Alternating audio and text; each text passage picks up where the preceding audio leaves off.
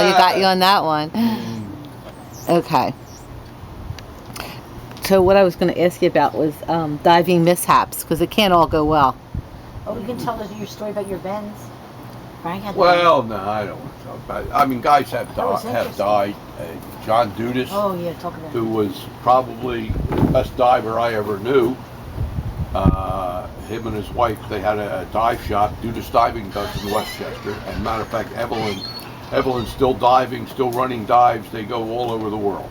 They go to Truck out in the Pacific. They go all over. But in any event, probably I'm not sure exactly what year, but in the early 80s, John was diving on a deep wreck. And what they figure is that he had been diving down. He had been down for a while, and he came up, and he was decompressing. And they figured that he was trying to conserve his air, so he was skip breathing. When I say skip breathing, what you do is you take a breath and you hold it, and then you exhale slowly. Take another breath and hold it. Okay, that's skip breathing. The problem with skip breathing is that you build up carbon dioxide. And what they think happened to John is that he just built up carbon dioxide and passed out. And they found him laying on the bottom. And the line was out. His decompressing line was up to probably 20 feet from the surface, and they found him at the end of his decompression line, and he was dead. And John was big guy, like 6'3" or whatever, strong as an ox, best diver I ever knew. Him and Gary Gentile are excellent, great divers. But poor John, he lost his life in it. And there have been other wrecks that where people went inside, got disoriented, and drowned because they couldn't find their way out. You know, some of the wrecks are upside down, sideways, whatever, and there have been many wrecks where people have. There was another one. It was on Gallimore, and the first mate was diving with a woman, a doctor. And he went down with her, and he got quite a few lobster. And we're not sure exactly what happened, but basically he drowned. Now, when they found him, supposedly he had a bag full of lobster, you know, tied to his wrist. Now, they don't know what happened. They really don't know, but I mean, if he let go of the lobster, he would have probably come right to the surface, but in any event, he had the lobster, and he was a first mate on Gallimore's boat, and he was diving with a woman doctor, if I recall. I'm not sure whether she was a veterinarian or an MD or whatever, but he died then. You know, there's a lot of people that have died diving for one reason or another. Most of the time, it's their own fault for one reason. You know, they go into a wreck, they don't have a line. You know, if you're not familiar with a wreck, you're supposed to put a line on the outside and then go in with a line so you can get the hell out. You know. And there are plenty of people that have. Now, did you have any like near misses? Well, John Dudas saved my ass one time. I was on a wreck, and I had gotten something, and I had my lift bag. And I got the lift bag, and I don't even remember what was on it, but it was heavy, and I couldn't carry it up without the lift bag. So I tied it on the lift bag, and what you do is you put air from your regulator in your lift bag. And then I start kicking. Now, this should carry you up. But the hell, I'm not going anywhere. And I'm looking down, and the bottom's still here, and I'm like 100 feet, below, and I'm wondering, Well, John was in the area, and he saw bubbles coming out of the top of my lift bag. My lift bag had a hole in it. So he comes over and grabs the top of the lift bag and basically seals it up. So we both went up, and I mean, I could have let the lift bag go and gone up myself, but I'm looking down to what the hell? I ain't going anywhere. What's going on here? But we got up, and I don't even remember what it was. We got the piece, whatever it was. But yeah, John saw the bubbles coming out of the top of my lift bag, grabbed the top of the lift bag, sealed it up basically, and we both went up.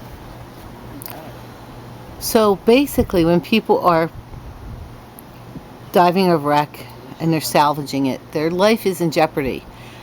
But the government's saying, even though they put their lives in jeopardy and spend the money and the time, it's not their stuff. You're not allowed to take anything anymore. The government, basically all you can do is, as far as I know, is take pictures.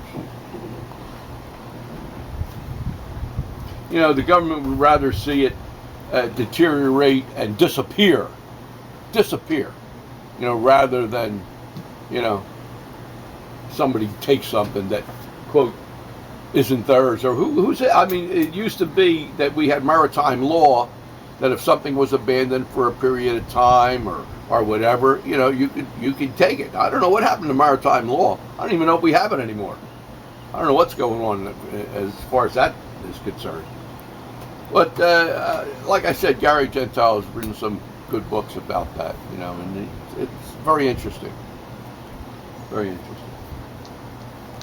Talk about when you got the bands. You want to talk about that? You always said you didn't get them. You had to go to UFP. I was on a wreck. We were about 120 feet, and it was oh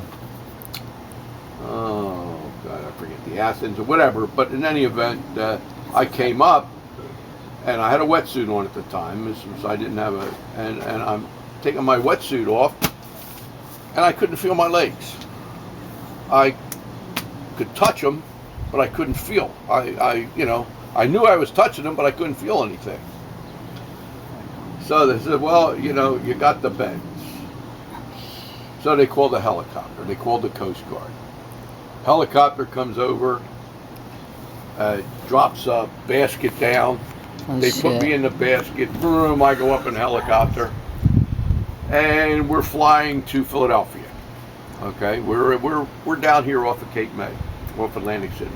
They're flying me to Philadelphia.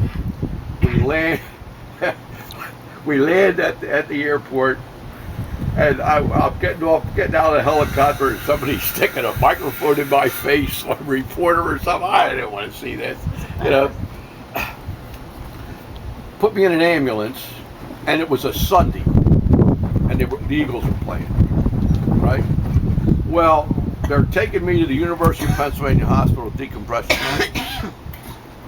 and the driver, the ambulance driver or whatever, is driving like there's no tomorrow, driving on the shoulder of the road. Oh my God! Well, we got to the hospital finally, and they put me in a decompression chamber, But when they put me in, I was starting to get the feeling back already. But they put me in a decompression chamber. I was in there probably for about 4 or 5 hours. And got out. I was okay. But they wouldn't let me dive. I had to go to a neurologist before they let me dive. Now, do you know how it happened? Did you do anything different on that dive? No. Not that I maybe I came up a little faster than I should have. I don't know. Not that I can recall. I didn't decompress. I didn't think I had to at that time. It was could have been just a stray air bubble that got in my spine somewhere and just pressed on a nerve and caused the quote temporary. I wasn't paralyzed, but I couldn't. It was like having a spinal. Okay. You ever have a spinal? Mm-hmm. Well, it was like having a spinal. Because I had a spinal when they took my appendix out. It was the same thing. Couldn't feel, you knew it was there, but you couldn't feel it. That's what it was like. So, what year was this? What year did I get that? Did that happen? That was probably 73, 72, 73, somewhere around there. Yeah, I think Penn was one of the only places that had a chamber back then. They had a chamber. Now they have a chamber. Now there's one up in northern New Jersey. Saint something or other. St. Barnabas. St. Barnabas sounds right. Maybe because that's that's by Tom's River. Yeah. They have one, and then they're the closest ones for us here.